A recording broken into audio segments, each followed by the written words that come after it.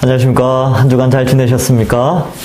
예, 이 복음에 대해서 점점 알아가고 십자가 복음에 대해서 알아가고 있는데 많이 배우고 있으신지 모르겠습니다. 그래서 우리가 지난주까지는 이제 율법주의가 어떤 것이냐. 그래서 인간이 뭔가 노력을 해서 하나님으로부터 뭔가 뽑아내는 게 율법이죠. 그래서 강성율법은 구원을 뽑아내려고 하고 연성율법은 복, 축복 뭐 이런 것들을 뽑아내려고 하는 것이 율법주의다. 그러면 복음은 뭐냐? 복음은 이제 구원받는 것도 하나님의 주권적 은혜고 또 우리가 흔히 말하는 외부적으로 보이는 그런 축복도 다 하나님의 주권적인 은혜다라는 것을 살펴보았습니다. 기억나십니까? 예, 그걸 했죠. 자, 그리고 이제 오늘 7과에 들어와서는 왜 예수님의 십자가의 죽으심이 전 인류를 위한 사랑인가? 그리고 이 예수님의 그 십자가에서 죽으신 그 형벌 대속의 그 은혜가 어떻게 전 인류에게 그 영향력이 미쳐지는가에 대해서 좀 원리를 좀 살펴보고자 합니다. 그래서 우리 지난주에 70페이지를 읽었는데 하여튼 뭐 그런 내용이죠, 그죠? 그래서 이제 성경 본문은 로마서 5장 12절부터 21절의 내용을 했는데 아담 때문에 죄가 들어왔고 예수님 때문에 구원이 일어난다. 뭐 이런 원리로 설명하고 있습니다. 근데 그것을 설명해내는 게 71페이지부터인데 이게 바로 이제 예수 그리스도와의 연합 교리와 연결되어져 있습니다. 그래서 오늘 내용을 좀 살피면 이것도 은혜가 돼요. 예, 이것도 참 은혜가 됩니다. 같이 한번 살펴보겠습니다. 성경에 나타난 그리스도와의 연합 교리, 그리스도 안에서, 그리스도 안에, 그리스도와 함께, 주 안에 등, 이러한 표현들은 다 그리스도와 연합되어 있다, 이제 그런 의미가 있어요. 그러니까 합체되어 있다? 이렇게 표현해야 될까요? 연합되어 있다는 것이죠. 요한복음 14장 20절에 보면, 그날에는 내가 아버지 안에, 너희가 내 안에, 내가 너희 안에 있는 것을 너희가 알리라. 이거 되게 수학적으로 보면 좀 이상한, 그런 논리인데, 예수님이 아버지 안에 있고, 또, 어때요? 또, 우리가 예수님 안에 있고, 또 예수님은 또 우리 안에 있고, 하여튼 이렇게 서로 연합되어 있다라는 것을 설명하고 있습니다. 에베소서 1장 3절에도 보면, 찬송하리로다 하나님 곧 우리 주 예수 그리스도의 아버지께서 그리스도 안에서 하늘에 속한 모든 신령한 복을 우리에게 주시되 이렇게 되어 있는데 여기 안에 있다라는 것이 연합되어 있다 이런 의미, 그리스도의 몸과 연합되어 있다 이런 의미도 있지만 그리스도의 돌보심 안에 있다 혹은 그리스도의 통치 안에 있다 또 그리스도와 늘 함께 있다 이런 의미도 있습니다. 그래서 일종의 영역 개념이라고 좀 이해하시는 것도 좀 편하실 겁니다. 그래서 우리가 그리스도 안에 있다. 그리스도의 돌보심과 그리스도의 다스림 이러한 것 안에 있다라는 것과 또 그리스도를 머리로 한 그의 몸된 교회이기 때문에 연합되어 있다. 이런 개념으로 동시에 좀 생각하는 것이 좋겠습니다. 자, 시작은 아담부터 하나님은 최초의 인간 아담을 모든 인류의 대표로 세우셨다. 아담의 모든 행위는 모든 인류가 한 것처럼 간주된다. 이렇게 보는 거죠. 그래서 아담은 인류의 대표예요. 그죠? 예, 처음 만들어졌죠. 그래서 아담이 행한 모든 것들은 온 인류가 함께 한 것이다. 사실 아담이 범죄했다라고 했을 때 그건 뭐예요? 그 시대 때는 전인류였죠. 아담과 하와는 전인류예요. 그러니까 아담이 범죄했다 이 말은 전인류가 범죄한 것이죠. 그죠? 자, 아담의 범죄로 인해 죄와 사망이 세상에 들어왔고 모든 사람은 이에 속하게 되었다. 그래서 아담과 하와가 자녀를 낳지만 이미 죄가 세상에 들어와 버렸기 때문에 그 죄의 영향력 아래 아담과 그의 후손들까지 다 죄의 영향력 아래 있는 것이죠. 그래서 이 아담의 범죄함으로 세상에 죄가 들어왔고 아담과 하와의 죄로 말미암아 그의 자녀들도 죄를 가지고 태어나는 그러한 형태가 된 거죠. 그러니까 전 인류가 죄를 지었기 때문에 그 아담 아래에 속한 자들, 아담 후손들도 다 죄의 영향력 아래, 죄의 형벌 아래서 태어나고 활동하고 살고 죽고 그렇게 했다는 것입니다. 자, 보겠습니다. 아담의 범죄로 인해 죄와 사망이 세상에 들어왔고 모든 사람이 이에 속하게 되었다. 로마서 5장 12절에서 14절에 보면 그러므로 한 사람으로 말미암아 죄가 세상에 들어오고 죄로 말미암아 사망이 들어왔나니 이와 같이 모든 사람이 죄를 지었으므로 사망이 모든 사람에게 이르렀느니라. 이렇게 돼 있죠. 그래서 아담을 모든 인류로 간주하면서 아담에게 죄가 들어왔고 아담과 하와가 죽음으로 말미암아 죄의 결과가 나타나는데 그러한 아담의 후손들도 역시 계속 그 아담처럼 하나님을 대적하고 육체가 죽고 이러한 일들이 일어나죠. 왜냐하면 아담이 범죄함으로 말미암아 모든 인류가 범죄한 것으로 여겨지기 때문에 그렇습니다. 그래서 또 아담 이후에 태어난 자녀들이 다 하나님 대적했죠, 그죠? 예, 그래서 사망이 모든 사람에게 이르렀다.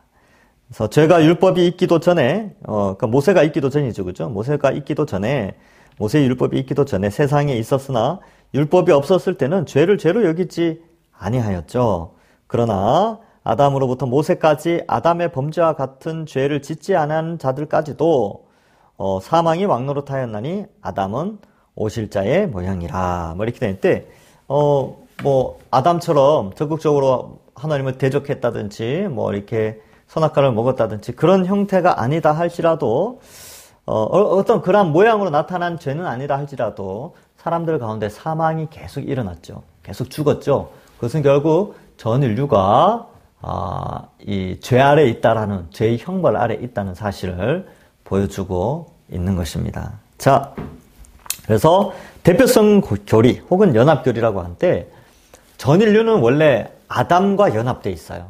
그래서 전 인류의 대표는 아담이었죠. 그러니까 죽음이 계속 오고 죄를 짓고 그렇게 되는 겁니다. 그러면 전 인류가 죄의 형벌로 말미암아 육체가 죽고 지옥의 형벌을 받는데 어떻게 구원을 받느냐? 구약시대 때도 율법이 있기 전에도 어떻게 했느냐? 하나님의 은혜로 구원받았어요. 아벨도 그랬고요. 또 누가 있습니까? 에녹도 그랬고 하여튼 셋 하여튼 이런 그 전통적인 계열이잖아요. 거기서 누가 구원받았느냐라고 했을 때 인간의 행위로는 구원 못 받았죠. 하나님의 은혜로 에녹을 택하셔서 건져주시고 노아를 택하셔서 건져주셨죠. 노아는 당대 의인이라 그랬잖아요. 왜 의인이에요? 하나님이 그를 선택했기 때문에 하나님 그를 택하여 새로운 인류의 대표로 뽑으셨기 때문에 그냥 당대 의인이다 이렇게 표현하는 거지. 노아가 태어날 때 의인으로 태어나서 의로운 행동을 해서 의인이 된 게 아니에요. 노아 역시 죄인으로 태어나서 죄 아래 있었지만 하나님의 은혜로 택함을 받아 구원함을 받은 것이죠. 자, 그래서 대표성의 교리 혹은 연합교리다. 그래서 아담 전 인류의 대표. 그래서 하여튼 그런 게 있습니다. 자, 근데 두 번째 아담 예수 그리스도. 아담은 오실 자의 모형이며 참된 인류의 대표인 예수 그리스도를 가리킨다. 이렇게 되어 있죠. 이게 뭐냐면 대표성의 원리에 의해서 아담이 전 인류의 대표였던 것처럼 새 인류의 대표는 예수님이다. 이 말이에요. 새 인류는 뭡니까? 새 인류는 바로 이 죄의 그 유전, 흔히 죄의 유전이라고 표현하는데 이 고리를 끊고 의가 전달되어지는 새 인류가 생겨나게 되는데 그 새 인류의 대표가 바로 예수님이시다라는 것을 가르쳐주고 있습니다. 한번 볼까요? 그래서 로마서 5장 14절에 아담은 오실 자의 모형이라. 그러니까 예수님의 모형이었다. 어떤 모형이요? 전 인류의 대표라는 대표성의 모형으로 아담이 존재했다는 것이죠. 그래서 이제 예수님을 통해서 새로운 대표성이 생겨나게 됩니다. 성육신 교리와 동정녀 수태 교리의 중요성. 왜 중요한지 설명을 해드릴게요. 밑에 박스 읽고. 그리스도는 인간이 되심으로써 자신을 인류와 연합시키셨다. 혈과 육을 갖고 태아에서 유아를 거쳐 아동과 성인이 되는 인간의 삶을 다른 인간과 동일하게 공유하심으로써 인류의 대표가 될 수 있는 자격을 갖추신 것이다. 그래서 인류의 대표가 되려면 인류여야 되죠. 그러니까 사람이어야 되죠. 사람의 대표가 되려면. 일단 조건은 사람이어야 돼요.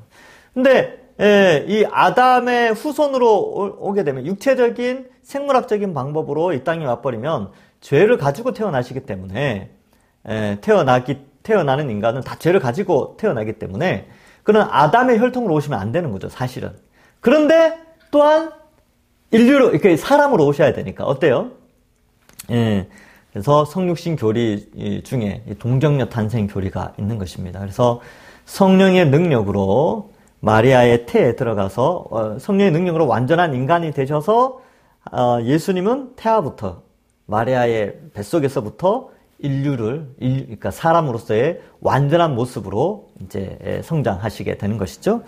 자, 그래서 성령에 의한 독특하고 특별한 수태 때문에 두 번째 아담으로서 자신의 머리가 되는 새로운 인류의 창시자가 되었다.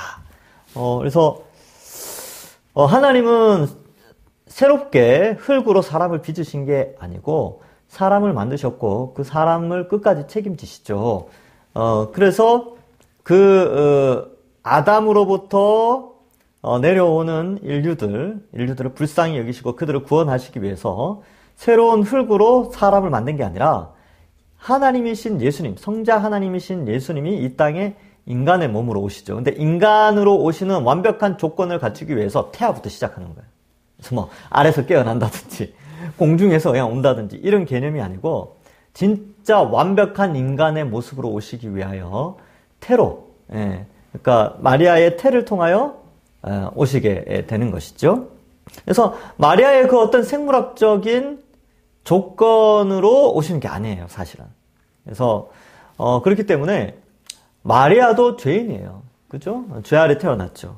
그래서 마리아 무죄설 이런 거 없어요. 그래서 마리아는 신이 아니에요. 마리아는 그냥 사람이에요, 사람. 그냥 그의 태만 빌려서 태를 통하여서 온 것이지. 뭐 이상한 여신 사상이 들어와가지고 마리아를 숭배한다든지 이런 것들은 다 이교적입니다. 그런 타종교, 여신 숭배 사상에서 온 거예요. 그러니까 가톨릭이 이러한 부분에 있어서 좀 놓친 게 아닐까. 과거에 이교도 최고 수문장으로 이제 기독교 감독이 세워지면서 교황제도가 생겨나면서 다른 나라에 있는 다른 나라와 로마가 이제 통합을 해야 되잖아요, 그죠?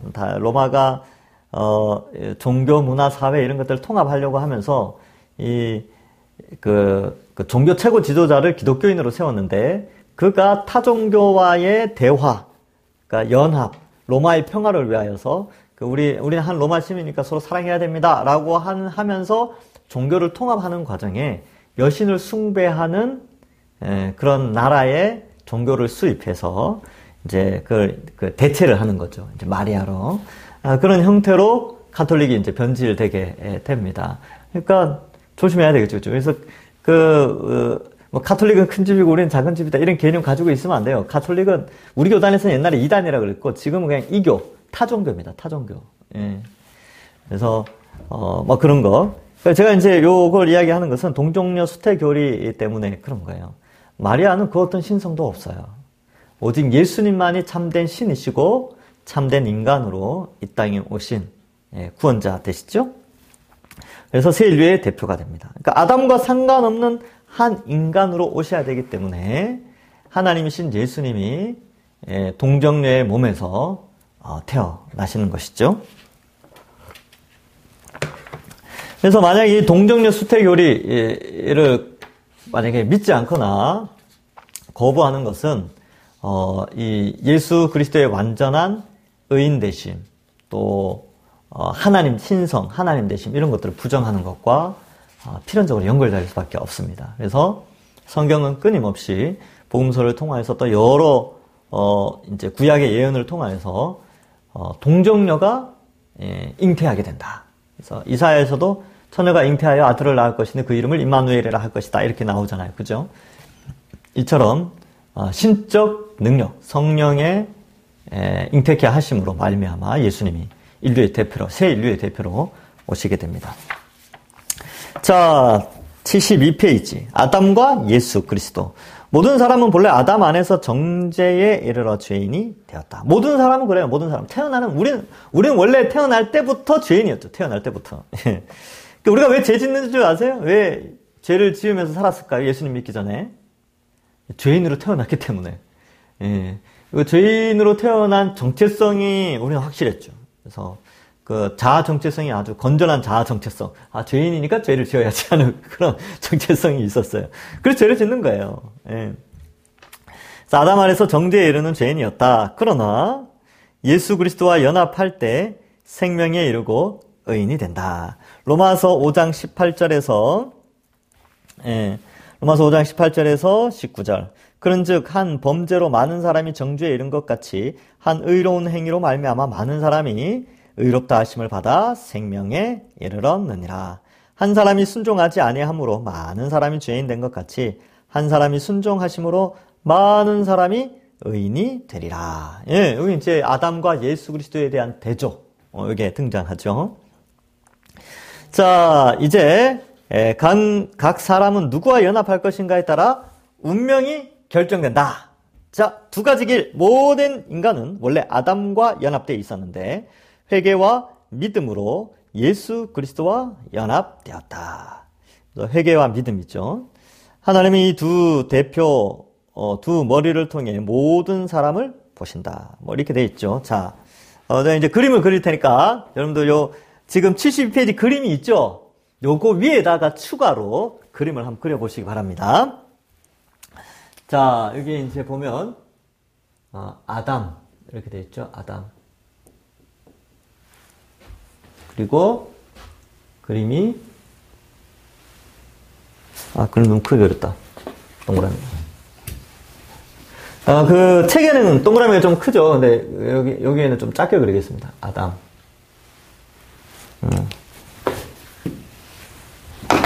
그 다음에 여기 이제 예수 그리스도. 예수 그리스도. 그래서 이렇게 되어 있죠. 그래서 여기 나라는 존재가 있는데 이전의 나, 그 다음에 현재의 나, 뭐 이렇게 되어 있어요. 자, 아담이 죄를 지었죠. 그 죄를 지어서 어때요? 나는 죄인으로 태어나서 죄를 짓죠. 그 죄의 결과가 뭐라고요? 형벌. 여기 형벌. 육체의 죽음과 지옥의 고통이죠. 여기 이제 죄로 말미암은 그거죠. 근데 예수님은 어떠냐면 예수님은 유일한 의인이시죠. 의를 행하셨죠. 하나님의 모든 뜻에 순종했습니다. 그러니까 성육신하시고 이 땅에 오셨고 또 어때요? 십자가에 달려 죽기까지 순종하셨죠. 그러니까 왕이신 하나님 아버지의 뜻에 다 순종. 그 어떤 역적의 행위도 없이 다 순종하여 완벽한 의인이 됐죠. 아담은 역적의 죄를 지었죠. 하나님을 거부하고 하나님 뜻에 순종하지 않았습니다. 그래서 예수님만이 유일한 의인이시고 그 의가 우리에게 전달되어져서 이제 우리가 죄를 짓는 자가 아니라 의를 행할 수 있는 자가 되었어요. 의를 행할 수 있는 자. 그래서 어떻게 됩니까? 의인으로서 의인 이제 죄인이죠. 죄인이니까 정죄를 받아서 형벌을 받게 되죠. 우린 죄인이다 이렇게 해서 형벌을 받고 우린 이제 의인이다 어떻게 돼요? 상급을 받죠. 상을 받아. 의인은 상을 받아. 어떤 상이요? 죽음이 아니라 영원한 생명. 이걸 영생이라고 그랬죠. 근데 어떤 영생이냐면 육체가 영생하는 거예요. 저긴 육체가 죽음이죠. 육체 영생. 그 다음에 지옥의 고통이 아니라 천국 복락을 누리죠. 그래서 우리 옛날 어르신들이 신학이 아주 좋았다니까요. 이렇게 신학 사상이 저는 정말 표현이 정확했다고 봐요. 우리가 예수님 믿으면서 어때요? 영생, 복락을 누린다. 그러잖아요. 이게 뭐냐면 육체가 영생하는 것고 천국의 복락을 누린다는 뜻이에요. 예. 이게 구원받은 자의 상급입니다. 자, 이게 이제 그리스도 안에 있는 건데 그렇다면 우리가 어떻게 이 안으로 들어가느냐? 어떻게? 아담과 연합되어 있다가 어떻게 예수 그리스도와 연합되었냐면 이 건너가는 방식이 믿음이죠. 그래서 복음이 이렇게 믿음 어떻게 생깁니까? 믿음은 들음에서 생기죠. 뭘 들어요? 예수 그리스도의 말씀. 복음을 듣죠. 복음. 지금 복음 공부하잖아요. 이 복음을 딱 듣고 믿어서 어때요? 이쪽으로 넘어가는 거죠. 이렇게 들을 때 회개도 일어나고, 회개. 네, 들을 때 어때요? 성령도 중생을 하시게 하시죠. 그래서 복음이 들려질 때 성령이 오시고 그걸 들음으로 믿어 회개하고 믿어 어때요? 칭의가 일어나죠. 칭의. 의인이 되어죠. 여기 안으로 들어와서 의인이 되는데, 자, 봐요. 예수 그리스도의 의가 우리가 이쪽에서 이쪽으로 넘어오면 이 의가 우리에게 전달되어져요. 이거를 의의 전가 이렇게 되어집니다. 그러면 여기 있던 나의 죄, 이 죄는 어떻게 되냐면 그리스도에게 전가되는 거예요. 그리스도에게. 그러니까 그리스도께서 어때요? 여기에서 이제 십자가를 지시죠. 십자가에서는 우리 죄의 전가. 이걸 이제 이중전가라 그러는데, 여기 앞에 우리가 했었나요? 이중전가? 그죠? 네. 뒤에 나오나요? 하여튼 이 뒤에 나오네, 뒤에. 그래서 제가 미리 설명을 해드릴게요.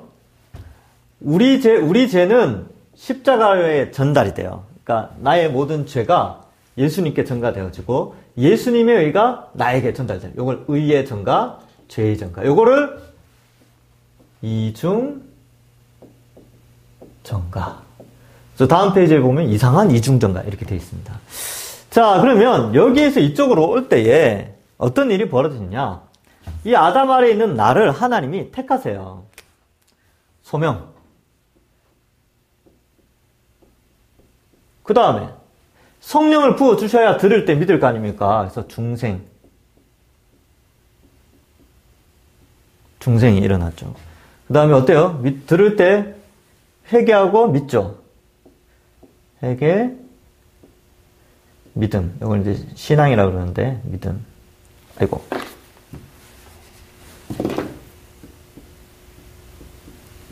믿음. 이건 이제 신앙이죠. 그래서 소, 중, 회, 신. 그 다음에 칭의가 일어납니다. 칭의. 자, 믿으니까 어때요? 의인이 되었다. 의인이 되죠. 의가 전달되어져서 의인이 됩니다. 그래서 칭의가 일어나고요. 그 다음에 수양. 양자로 받아들여져서 그 다음에 성화의 삶을 시작하는 거예요. 성화.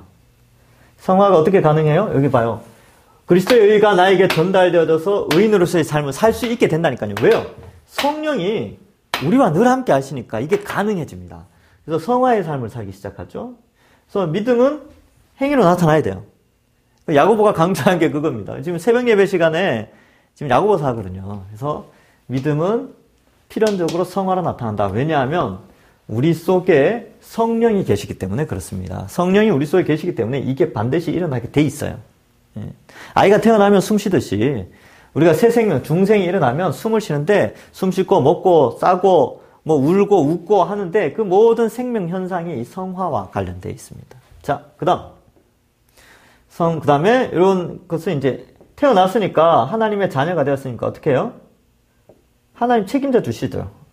성도의 견인. 끝까지 책임진다. 견인한다. 견인차가 차 끌고 가듯이 끝까지 하나님의 거룩한 의로운 손으로 성도를 딱 끌고 가신다는 거예요. 성도의 견인. 그 다음에 징수, 성성, 영화. 결국 영화에 이르게 되죠. 영화. 이 영화는 이거죠. 이거 영생복락. 여기에 이르도록 하시는 거죠. 여기 이제 구원의 9가지 서정에 해당되고 그리스도의 연합과의 관계에서는 이렇게 설명할 수가 있는 것이지요. 예, 아시겠죠? 자, 한번 봅시다. 자, 쓸 거 있으면 쓰세요. 예, 쓸 거 있으면 쓰시면 됩니다. 이런 거, 이렇게 된다. 그러니까 재밌죠? 이렇게 넘어가는데 이게 정말 중요하구나, 복음이. 이쪽 넘어가는데 결정적인 역할이 이 복음이에요. 그래서 죽음, 지옥인데 영생, 복락으로 가는 이 복음을 듣고 믿는 것, 이 믿음이 그래서 중요한 겁니다. 그래서 그리스도와 연합되어지는 것이죠. 자, 헤르만 바빙크라는 유명한 사람이 있습니다.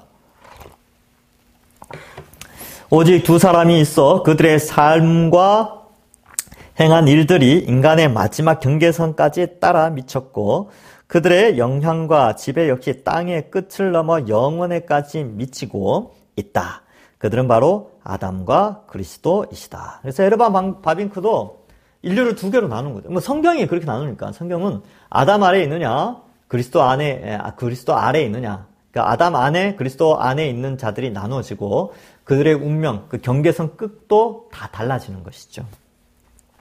토마스 굿윈이라는 분이 있는데 그분은 하나님이 보시기에 두 사람이 있어 아담과 예수 그리스도, 이 두 사람이 그들의 허리띠에 모든 다른 사람들을 매달고 있다. 그러니까 인류가 두 개로 매달려 있는 거예요. 아담의 허리띠에 매달려 있을 것인가, 예수 그리스도의 허리띠에 매달려 있을 것인가. 이게 굉장히 중요한데 우리가 복음을 믿음으로 말미암아 그리스도 안에, 그리스도의 허리띠에 매어져 있는 것이죠. 토마스 굿윈은 아주 이런 그런 표현력이 재밌게 잘 표현한 것 같아요.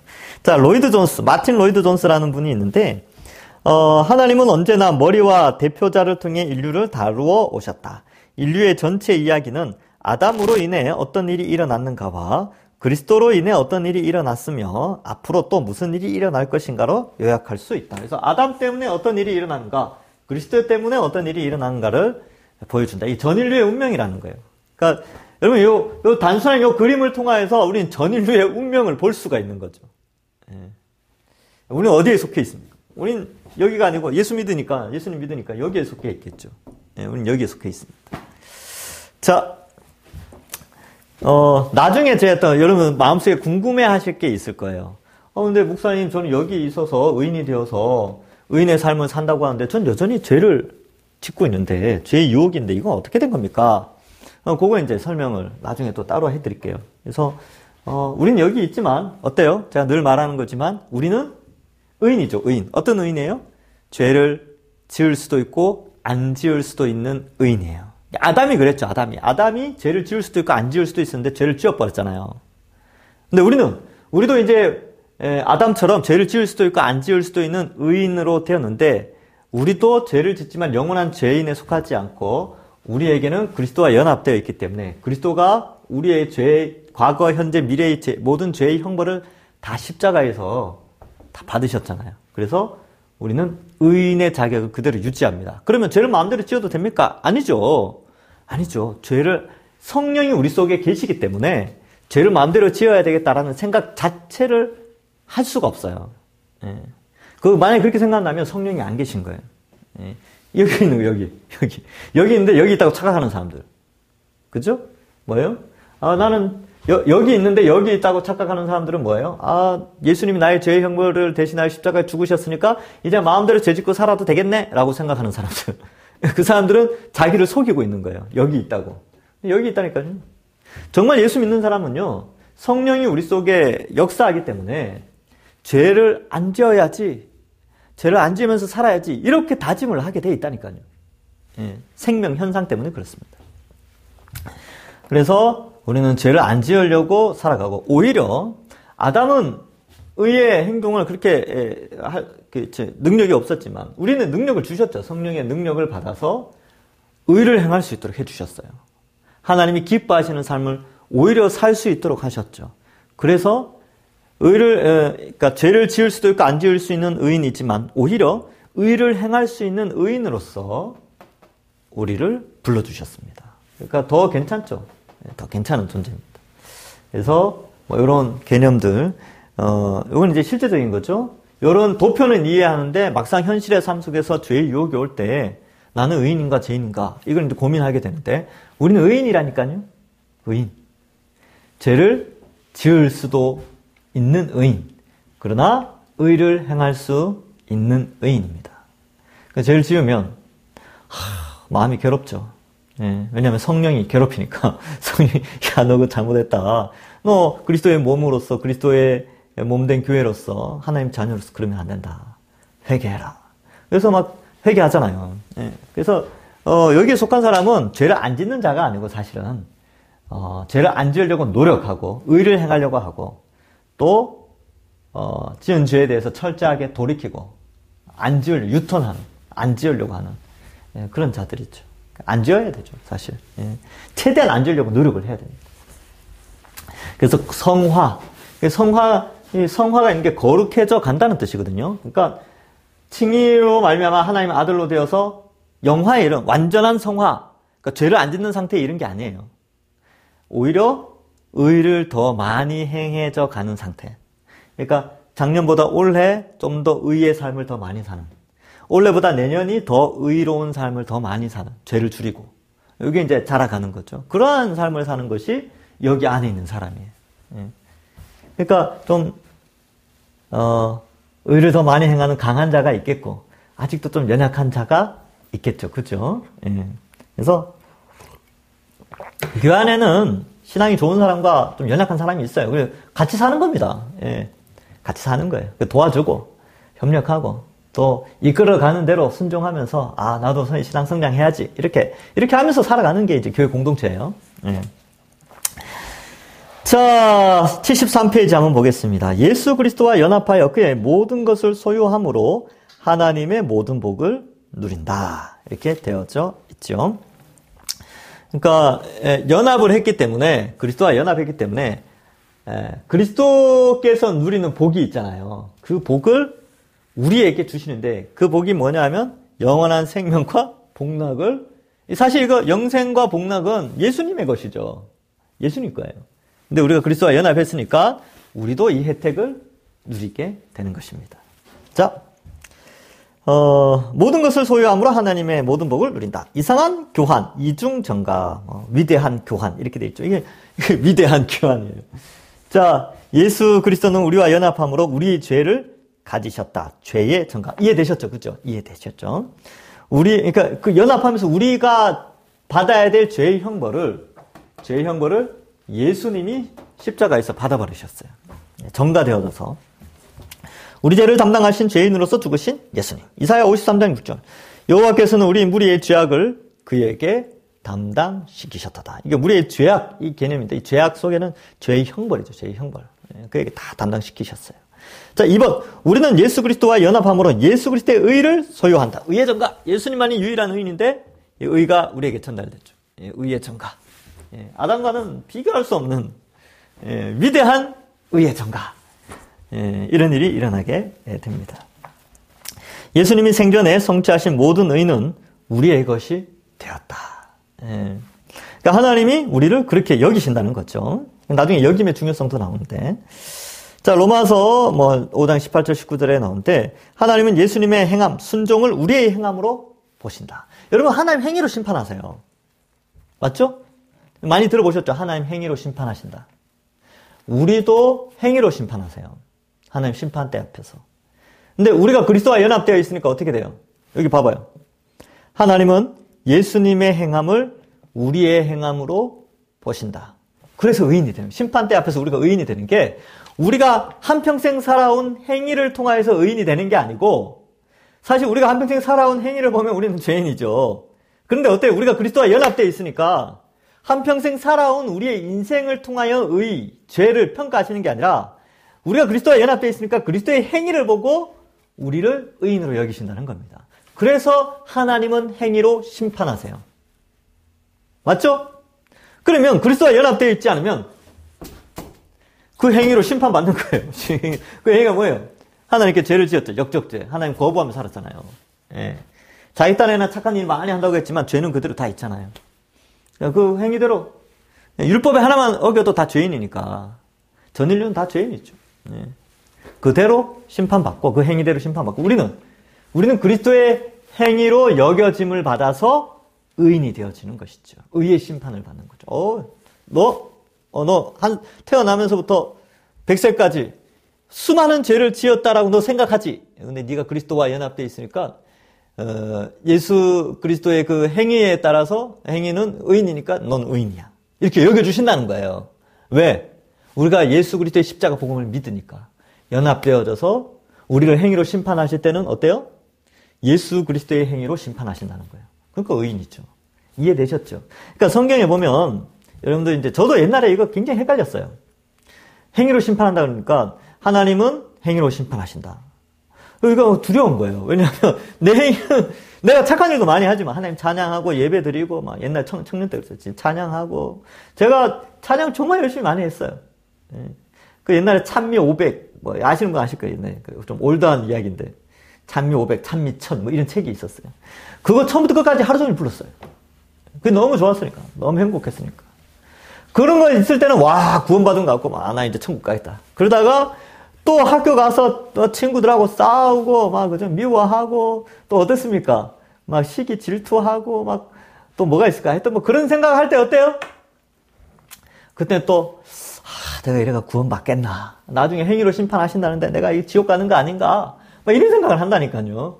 근데 나중에 성경을 더 많이 알아가 보니까, 하나님이 행위로 심판하신다라는 표현이 내가 그리스도와 연합되어 있기 때문에 그리스도의 행위로 내가 심판받는구나. 그럼 그리스도의 행위로 심판받으니까 어때요? 의인으로 여겨지는 거죠. 예, 그런 의미가 있습니다. 좀 요거 이해되셨죠? 하나님 행위로 심판하신다는 거, 개념. 자, 예수님이 생전에 성취하신 모든 의는 우리의 것이 되었다. 예, 그렇게 되는 거예요. 우리의 것이 되었죠. 하나님은 예수님의 행함을 우리의 행함으로 보신다. 요거 이제 계속 강조하는 거예요. 고린도전서 1장 30절 31절에 보면 너희는 하나님으로부터 나서 그리스도 예수 안에 있고 예수 그리스도는 하나님으로부터 나와서 우리에게 지혜와 의로움과 거룩함과 구원함이 되셨으니 이렇게 되어 있죠. 우리에게 지혜, 의로움, 거룩함, 구원함이 되었다. 그러니까 우리께 되었다는 거예요. 자, 31절에 기록된 바 자랑하는 자는 주 안에서 자랑하라 함과 같게 하려 함이라.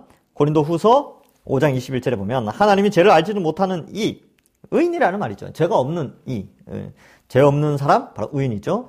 의인이신 예수 그리스도를 우리를 대신하여 죄로 삼으신 것, 우리의 죄의 형벌을 대신 짊어지게 하신 것은 우리로 하여금 그 안에서 하나님의 의가 되게 하려 하심이라. 우리로 의인이 되게 하려 하셨다는 거예요.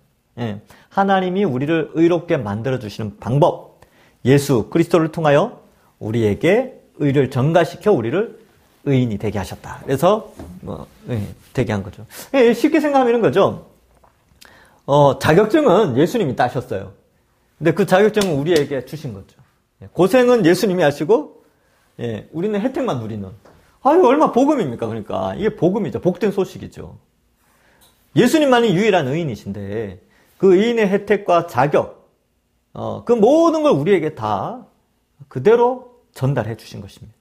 그래서 감사하죠.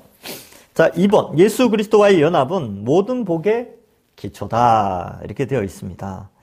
자, 그리스도의 칭의, 이렇게 되는 것, 성화, 그렇게 되는 것, 양자됨, 아들됨, 영화, 뭐 이런 것들이 다 그리스도 안에서 우리 것이 되었다. 이게 다 예수 그리스도 안에서, 예, 여기서부터 요거 뭐 다, 그죠? 이거 다 뭐예요?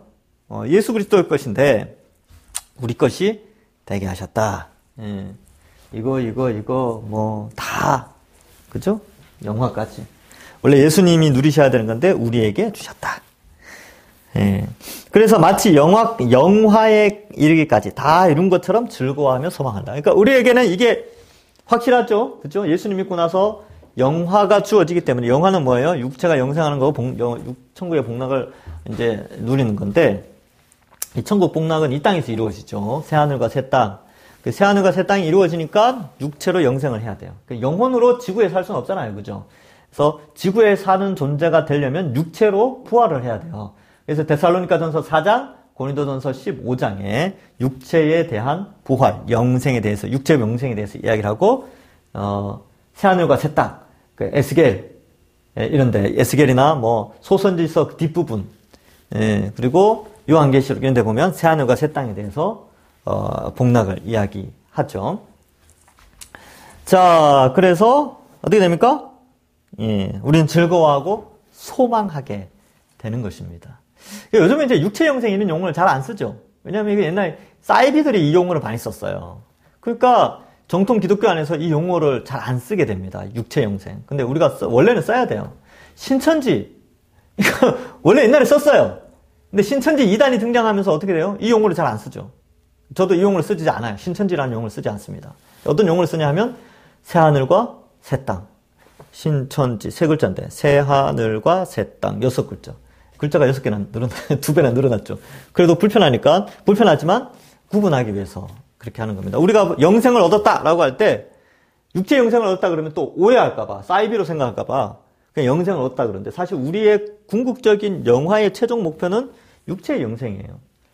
예, 우리가 죽고 나면 어떻게 돼요? 영화에 이르죠. 근데 그 영화는 중간 단계의 영화예요. 중간 단계라는 뭐냐면 영혼으로서 하늘 복락을 이미 누리고 있는 거죠. 그러나 그게 완성이 아니에요. 완성된 구원은 뭐라고요? 육체로 영원히 죽지 않고 육체로 지구가 새롭게 변화된 새하늘과 새 땅, 옛날 에덴보다 더 좋은 환경 속에서 영원히 살게 되는 것. 그게 우리 구원의 궁극적인 목적입니다. 처음 들으시나요? 아니죠. 많이 들어보셨죠. 예. 이제 옛날에는 좀 모호하던 개념들이 이런 복음을 통하여서 좀 이렇게 체계적으로 정립되어지고 확신이 생기는 것이죠. 예.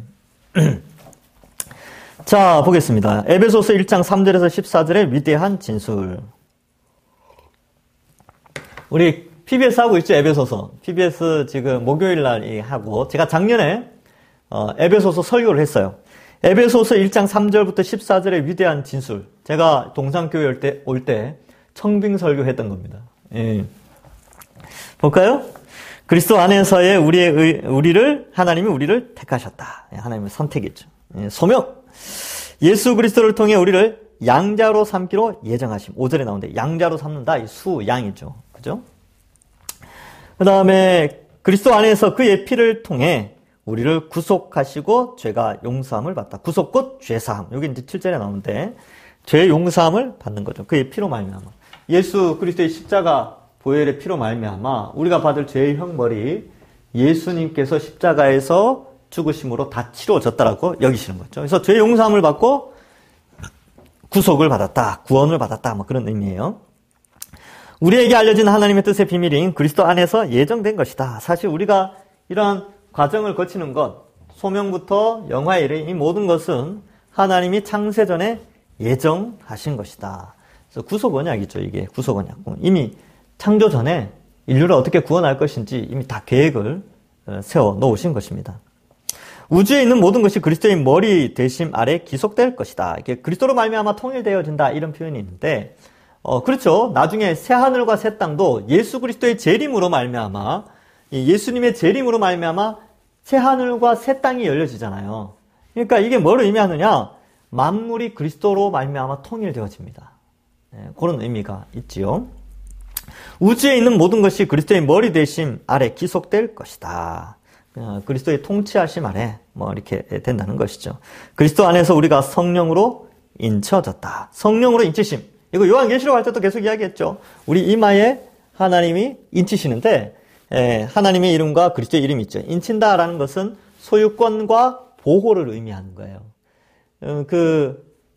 제가 이제 기억나는 것은 저 초등학교 때 지우개에 제 이름을 써놓은 게 기억나요. 지우개. 삼보 지우개. 기억나십니까? 뭐 지구 지우개 이런 거 있었어요. 지우개 이렇게 쓰면 빈 곳에 제 이름을 딱 써놔요. 이름 써놓는다는 건 뭐예요? 인을 쳤다는 거지, 인을 왜 쳤어요? 이 지우개는 내 거다. 소유를 의미하고, 그리고 나는 내가 내 이름을 써놓은 지우개니까 어때요? 늘 지켜봐야 되죠. 사라지지 않을까? 잃어버리지 않을까? 누가 가져가지 않을까? 지킨단 말이죠. 보호, 양육, 그런 개념이 있습니다. 성령으로 인치셨다는 것은 이제 우리는 하나님 것이다. 하나님의 소유가 되었죠. 그리스도 안에서 하나님의 소유가 되었고, 어때요? 이 육체 영생 복락에 이르도록 우리를 보호하신다. 성도의 견인하신다. 이런 개념이 있습니다. 자, 그리스도 안에서 우리를 성령으로 인치셨다. 찬송하리로다. 하나님 곧 우리 주 예수 그리스도의 아버지께서 그리스도 안에서 하늘에 속한 모든 신령한 복을 우리에게 주셨다. 그리스도 안에서 이 모든 복들을 주신 겁니다. 예. 자, 74페이지. 그리스도의 모든 것을 성령께서 우리에게 적용하신다. 자, 보겠습니다. 성령이 우리 안에 계시면 그리스도가 우리 안에 계신 것이다. 성령은 그리스도의 영이기 때문에 그렇다. 그러니까 성령은 성부, 성자, 성령이 계시는데 성령을 성경에서 보면 다르게 표현해요. 어떻게 표현하냐면 하나님의 영, 그리스도의 영 이런 표현을 써요. 그래서 성령 하나님이 우리 속에 있으면 하나님이 우리 속에 계신 것이고 예수님이 우리 속에 계신 거예요.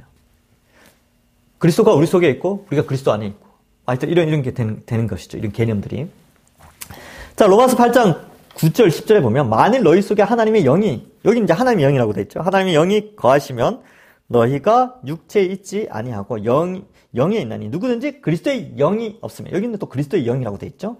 그리스도의 영이 없으면 그리스도의 사람이 아니라 또 그리스도께서 너희 안에 계시면 몸은 죄로 말미암아 죽은 것이나 영은 의로 말미암아 살아있는 것이니라. 나중에 이제 로마서 할 때 자세히 이 본문을 해석을 해드리고요. 일단 여기 보면 성령이 우리 속에 있는 것은 그리스도께서 우리 안에 있는 것이고 우리가 그리스도 안에 있는 것이고 또 뭐 그런 것이다. 뭐 이걸 설명하고 있어요. 그래서 성령이 우리 속에 있는 게 중요하죠. 이게 굉장히 중요해요. 성령. 그러니까 중생. 이 중생 파트가 성령이 우리에게 오시는 거거든요. 그래서 이 중생을 얻기 위해서 하나님께서 우리를 택하여 성령을 보내어 주셔서 복음을 믿게 하신 것이죠.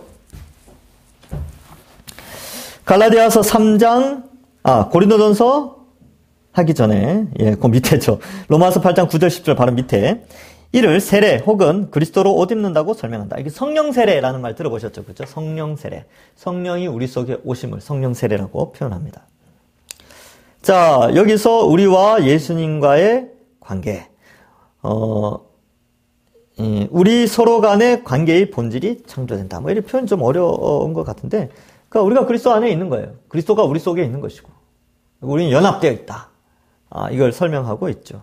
그래서 그리스도의 모든 것이 우리에게 적용되어지는 원리가 그리스도의 영이신 성령이 우리 속에 있기 때문에 하나님은 우리를 그리스도께 하듯이 의롭다 여기시고 그리스도에게 주실 복락을 우리에게 다 주신다. 그 원리 중에 하나가 성령이 그리스도의 영이신 성령이 우리 속에 있기 때문에 뭐 그런 논리로 이제 풀어가고 있어요. 자, 고린도전서 12장 13절. 우리가 유대인이나 헬라인이나 종이나 자유자나 다 한 성령으로 세례를 받아 한 몸이 되었고 또 다 한 성령을 마시게 하셨느니라. 그래서 이게 여러분 한 몸 안에는 한 영이 있죠. 그러니까 제 몸 안에는 저의 영혼이 하나밖에 없어요. 그러니까 우리가 그리스도로 한 몸을 이루었다면 성령이 여러 개 있을 수 없죠. 그러니까 한 성령이 있는 거예요. 그러니까 우리는 다 한 성령을 공유한 한 몸 된 지체입니다. 이게 한 몸, 한 영, 요 비유인데, 뭐 그런 개념이죠. 그러니까 그리스도를 머리로 한 지체가 되었으니까 이 지체 안에 있는 영은 어때요? 그리스도의 영인데, 같은 영을 가지고 있는 거죠. 그래서 분열될 수 없고 다툴 수 없어요. 그런 원리를 설명하고 있습니다. 한 성령을 마시게 하셨다. 갈라디아서 3장 26절부터 29절에 보면 너희가 다 믿음으로 말미암아 그리스도 예수 안에서 하나님의 아들이 되었으니 누구든지 그리스도와 합하기 위하여 세례를 받은 자는 이게 성령 세례예요. 세례를 받은 자는 그리스도로 옷 입었느니라. 너희는 유대인이나 헬라인이나 종이나 자유인이나 남자나 여자나 다 그리스도 예수 안에서 하나이니라. 같은 성령을 받았다는 거예요. 너희가 그리스도의 것이면 곧 아브라함의 자손이요 약속들의 유업을 이을 자니라. 그러니까 어떠한 신분과 나이와 성별과 민족이 다르든지 하더라도 그리스도 안에 있으면 한 성령 안에 있기 때문에 한 영 안에 있기 때문에 하나다, 한 지체다. 이것을 설명합니다. 자, 2번. 3번의 2번이죠. 성령이 우리 안에 거하시면 그리스도께서 우리 안에 거하시는 것이다. 요한복음 15장 5절. 나는 포도나무에 너희는 가지라. 그가 내 안에 내가 그 안에 거하면 사람이 열매를 많이 맺나니 나를 떠나서는 너희가 아무것도 할 수 없음이라. 그래서 예수님이 우리 안에 거하시는 방법이 예수님의 영이신 그리스도의 영이신 성령을 우리 안에 보내어 주셔서 그리스도 안에 있게 하시고 그리스도가 우리 안에 있게 하셔서 우리 성령의 열매를 맺게 하는 것이죠. 그래서 이 요한복음 15장은 그리스도로부터 성령을 받아서 열매를 맺는 것과 연결되는데 이게 14장과 16장 사이에 있다는 게 중요해요. 그러면 요한복음 보면 14장에 예수님이 성령을 보내어 주겠다. 그리고 16장에 성령을 보내어 주겠다. 보혜사 성령. 너희를 보호하고 지켜주시고 예수님에 대해서 다 알게 하신다. 14장과 16장에서 성령을 보내어 주실 것을 강력히 약속하시고 15장에 뭘 설명하느냐 하면 포도나무 비유를 써요. 너희가 나무에 붙어 있으면 열매를 맺는다. 이 말은 결국 예수님이 보내실 성령이 있는 자는 열매를 맺는다는 성령의 열매를 맺죠. 포도나무에 붙어 있는 가지는 어때요? 나는 포도나무에 너희는 가지니. 가지가 영양분을 공급받아 열매를 맺죠. 마찬가지로 예수님이 성령을 보내어 성령의 열매를 맺게 하신다. 그게 이제 15장인데 14, 15, 16장의 전개가 그렇게 되어 있다는 것입니다. 자, 그러니까 이 성령이 우리 안에 거하시는 것이 굉장히 중요하죠. 자, 그리스도께서 우리 안에 거하시는 것이다. 그래서 포도나무, 그가 내 안에, 내가 그 안에 뭐 있다. 뭐 이런 게 이제 이해가 되는 것이죠. 갈라디아서 2장 20절. 내가 그리스도와 함께 십자가에 못 박혔나니, 그런즉 이제는 내가 사는 것이 아니요 오직 내 안에 그리스도께서 사시는 것이라. 그리스도께서, 예수 그리스도는 지금 하나님 우편에 앉아 계시잖아요. 근데 어떻게 설명을 하고 있어요? 내 안에 있다. 이렇게 표현하죠. 어떻게 해요? 그 방식은 성령이 우리 속에 있기 때문에, 사도 바울도 이렇게 표현한 것입니다. 그리스도가 우리 속에 있으니까 그리스도께서 우리 안에 있는 것이나 마찬가지다. 이것을 말씀하고 있습니다. 하여튼 이 신비예요, 신비. 이거는 뭐 경험적으로 설명하기도 어렵고 수학적으로도 설명하기 어렵습니다. 이거 뭐 교집합, 뭐 전체 집합, 부분 집합, 뭐 이렇게 집합 개념으로 이해하려고 해도 이거 이해하기 힘들어요. 내가 그 안에, 그가 내 안에, 뭐 이거 있잖아요. 이거 좀 어렵더라고요. 근데 이게 성령이 있는 사람이 이게 뭘 의미하는지 아는 거죠. 성령이 우리 속에 있구나. 그리스도의 영이신 성령이 우리 속에 있는 것은 그리스도께서 우리 안에 있는 것이니까. 그러니까 우리가 그리스도 안에 또 있구나. 그 안에 포함되어 있구나. 이해되시죠? 그리스도와 연합되어 있으니까. 그리스도가 우리 안에, 우리가 그리스도 안에 있고, 우린 연합되어 있고, 막 그런 거예요. 자, 예수 그리스도의 죽음과 부활에 연합한다. 요거 별표하세요, 별표. 요 개념이 굉장히 중요합니다. 요거를 많이 놓쳐요. 많이 놓치는 부분이라서. 그러니까 이제 우리가 그리스도와 연합해서 누리는 복에 대해서는 교회에서 많이 들어왔단 말이죠. 그러니까 이걸 거의 한 80 정도, 80% 정도로 설명을 들어왔어요. 그런데 뒤에 그리스도의 죽음과 부활에 연합한다라는 것은 한 10%, 20%밖에 설명이 되지 않았었어요. 그러니까 이 부분도 복음의 한 부분이기 때문에 상당히 강조돼야 되는 부분인데 좀 많이 강조되지 않아서 좀 아쉬운 부분인데 왜 강조가 되지 않느냐 하면 한번 읽어봅시다. 하여튼 그래도 이게 굉장히 중요해요. 자, 예수 그리스도의 사역뿐만 아니라 그분 자신에게 연합되었다. 예수 그리스도의 죽음과 부활에 연합되었다. 로마서 6장 3절 5절에 보면 무릇 그리스도 예수와 합하여 세례를 받은 우리는 그의 죽으심과 합하여 세례를 받은 줄 알지 못하느냐. 만일 우리가 그의 죽으심과 같은 모양으로 연합한 자가 되었으면 또한 그의 부활과 같은 모양으로 연합한 자도 되리라. 이게 뭐냐면 예수님 십자가에 달리셨잖아요. 십자가에. 근데 사실 예수님만 달리신 게 아니에요. 우리가 그리스도와 연합되어 있기 때문에 우리 또 여기에 달렸다라고 여겨야 된다는 거예요. 우리가 그러니까 십자가를 바라보면 거기에 예수님이 달려 있으신데 자세히 보면 내가 달려 있는 거죠. 왜냐하면 우리 연합되어 있으니까. 아시겠죠? 그러니까 우리는 자꾸 어떤 생각하냐면 십자가는 예수님이 달린 거지 나랑 상관이 없다. 이렇게 생각할 수 있는데 아니요. 우리가 거기 달린 거라니까요. 그리스도와 연합되어 있으니까. 십자가에까지 연합된 것이죠. 그래서 그의 죽으심과 합하여 세례를 받은 줄 알지 못하느냐. 우리도 십자가에 달린 것으로 여겨야 된다는 거예요. 자, 2번. 우리 자신이 그리스도 안에서 십자가에 죽은 것이다. 죄의 몸이 죽어서 다시는 죄에게 종노릇하지 않는다. 여기 이제 말이 좀 어려운데 로마서 한번 봅시다. 로마서 6장 6절 7절. 우리가 알거니와 우리의 옛사람이 예수와 함께 십자가에 못 박힌 것은 죄의 몸이 죽어 다시는 우리가 죄에게 종노릇하지 아니하려 함이니 이는 죽은 자가 죄에서 벗어나 의롭다 하심을 얻음이라. 이렇게 되어 있죠. 그러니까 예수님이 대신해서 죄의 형벌을 받으셨는데 죽음과 지옥의 고통을 십자가에서 당하셨는데 우리가 그리스도와 연합되어 있기 때문에 우리가 받은 것이다. 우리가 그리스도와 연합되어져서 십자가에서 이 형벌을 받았다라고 여기라는 거죠. 그러니까 예수님이 우리 죄의 형벌을 대신해서 십자가에 죽으신 게 맞죠. 근데 우리도 십자가에 달려서 이미 형벌을 치렀다라고 여겨라는 겁니다. 그죠?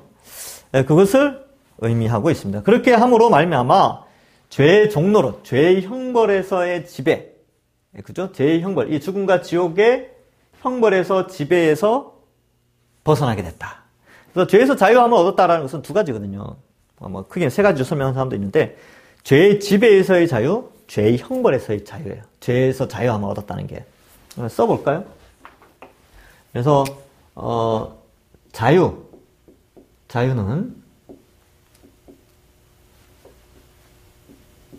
죄 형벌에서 자유. 두 번째는 죄 지배에서 자유. 그러니까 죄 형벌은 이거예요. 죽음과 지옥 가는 게. 이게 형벌이죠, 형벌. 죄 지배는 뭐냐면 죄를 지을 수밖에 없는, 그러니까 죄가 주인이 되어서 내가 죄의 종이 되어서 죄가 시키는 대로 행하는 것. 죄를 지을 수밖에 없던 존재에서 해방되는 게 죄에서 자유예요. 그러니까 여기에 있으니까 어때요? 아까 그랬죠. 의인은 우리가 의인인데 어떤 사람이라고요? 죄를 지을 수도 있고 안 지을 수도 있는, 그러니까 죄의 지배를 받는 게 아니라 우리가 죄를 지배하는, 그죠? 그러니까 죄보다 위의 존재로서 의인으로서 존재하는 거죠. 근데 우리가 여기 있을 때는 죄의 지배를 받는 거예요. 그래서 죄를 지을 수밖에 없었다니까요. 죄가 강력하게 주인의 행세를 해서 우리를 종으로 알고 죄를 짓게 하는 거예요. 이게 죄의 지배죠. 근데 우리가 예수 그리스도로 말미암아 죄에서 자유를 얻게 되었다. 죄에서 자유를 얻게 하면 이 두 개, 형벌과 지배에서 자유를 얻은 거죠. 그래서 우리는 죽음과 지옥의 고통, 이게 이제 우리 영생이 있으니까 이러한 형벌을 두려워하지 않고요. 우리는 죄를 지을 수밖에 없는 존재가 아니라 죄를 안 지을 수 있는 존재, 의를 행할 수 있는 존재가 되었습니다. 이게 바로 죄에서 자유를 얻은 것이죠. 자, 그래서 했고요. 이제 3번, 75페이지, 갈로 3번, 제일 위에죠. 위에서, 넷째 줄인가요? 예. 뿐만 아니라 그리스도가 부활할 때 함께 부활했다. 로마서 6장 5절에 보면, 만일 우리가 그의 죽으심과 같은 모양으로 연합한 자가 되었으면 또한 그의 부활과 같은 모양으로 연합한 자가 되리라. 예, 우리도 이제 예수님처럼 부활하는 거예요, 나중에. 언제? 예수님 다시 오시면. 예수님 재림할 때 우리가 부활한다니까요, 예수님처럼. 물론 예수님의 신성으로 부활하진 않죠. 그러니까 영원히 죽지 않을 인성. 예. 그러니까 이제 그렇게 이제 부활하는 거죠. 그 힌트를 좀 보는 게 아담이 1000년을 살았어요. 900 몇 년을 살았죠. 그만큼 오래 살았다는 거죠. 그러니까 오래 살아도 늙지 않는 지구 환경으로 변화될 거 아닙니까? 예, 그죠? 그리고 생명나무를 먹잖아요. 영생의 조건이 충분한 상태로 새하늘과 새 땅이 열리기 때문에 기대해도 좋습니다. 그날을 소망하는 거죠. 예수님이 부활하면서 우리에게 그런 소망을 보여주신 거죠. 야, 내가 부활한 거 봤지? 예. 그처럼 너희도 나중에 부활하게 된다. 육체가 죽지 않을 몸으로 부활하게 된다. 라는 것을 보여주고 있습니다. 뚜껑이 열려져 봐야 돼요. 어떠한 형태로 변화될지는, 하여튼 뚜껑이 열려보면 나중에 예수님 와보시면 아시겠죠. 그러나 상당한 많은 어떻게 될 것인지에 대한 힌트를 많이 주셨어요. 네, 성경이 많이 기록되어 있죠. 자, 예. 로마서 6장 8절과 11절. 만일 우리가 그리스도와 합하여 죽었으면 또한 그와 함께 살 줄을 믿노니 이와 같이 너희도 너희 자신을 죄에 대하여는 죽은 자요 그리스도 예수 안에서 하나님께 대하여는 살아있는 자로 여길지라. 죄에 대해서 죽었다는 것은 이거죠. 죄의 형벌에 대해서 죽었다. 죄의 형벌이 없다. 죄의 지배가 없다라는 것처럼 죄에 대해서는 죽은 자로 자유함을 얻어서 살라는 것입니다. 자, 여김의 중요성. 이 부분까지 하고 오늘 마칠게요.